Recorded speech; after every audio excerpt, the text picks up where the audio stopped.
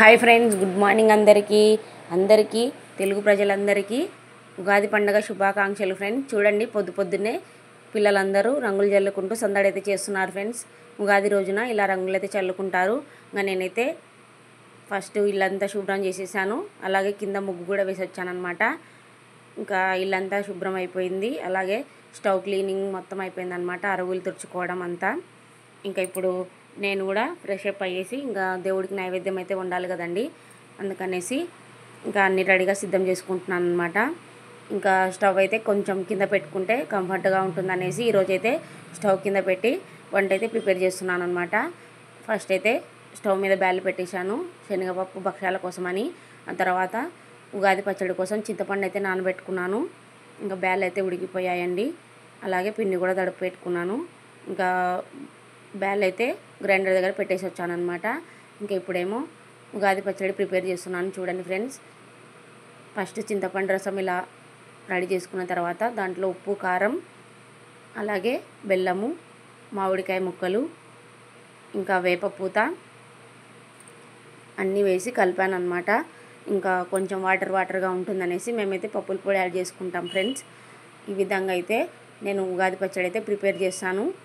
ఉగాది పచ్చడి అంటే షడ్రుచుల సమ్మేళనం కదండి.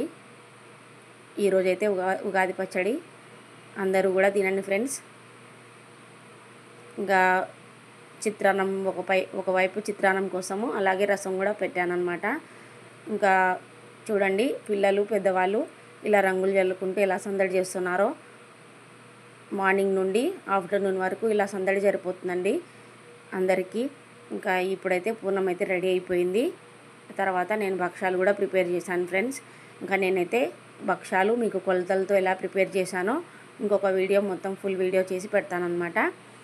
ఇంకా భక్షాలు చేసేది ప్రిపేర్ అయిపోయిన తర్వాత ఇంకా అమ్మవారికి సుంకులమ్మ టెంపుల్కి వెళ్ళాలని నేను వీడియోలో అయితే చెప్పాను కదా ఫ్రెండ్స్. ఇంకా అమ్మవారికి చీర పెట్టాలి కదా, అందుకోసమని ఈ నైవేద్యం అయితే అమ్మవారి కోసం అనమాట.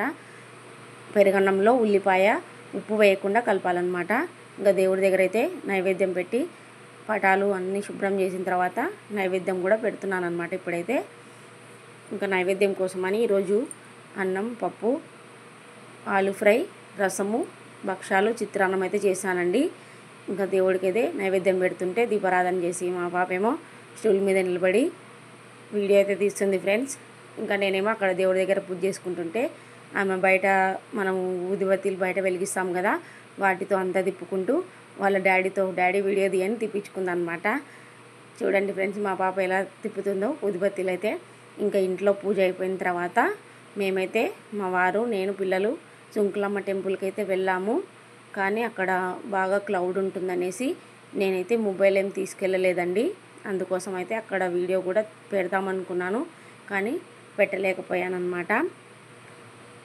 చూడండి ఫ్రెండ్స్, ఈ విధంగా అయితే పూజ అయిపోయిందనమాట. ఇంకా వెళ్ళొచ్చిన తర్వాత మేము కూడా భోజనాలు అయితే చేసాము. ఇదైతే ఈవినింగ్ అనమాట. మళ్ళీ మేము మా ఇంటి దగ్గర ఉన్న వెంకటేశ్వర స్వామి టెంపుల్కి అయితే వెళ్ళామన్నమాట. ఇంకా నిన్న వీడియోలో చూపించాను కదా ఫ్రెండ్స్, మా పిల్లల డ్రెస్సులు చూడండి వేసుకున్నారు, ఎలా ఉన్నాయో కామెంట్ చేయండి ఫ్రెండ్స్. మేమైతే ఈ విధంగా జరుపుకున్నామండి ఉగాది పండగ. ఓకే ఫ్రెండ్స్, మరొకసారి అందరికీ ఉగాది పండగ శుభాకాంక్షలు. Please like and subscribe my channel.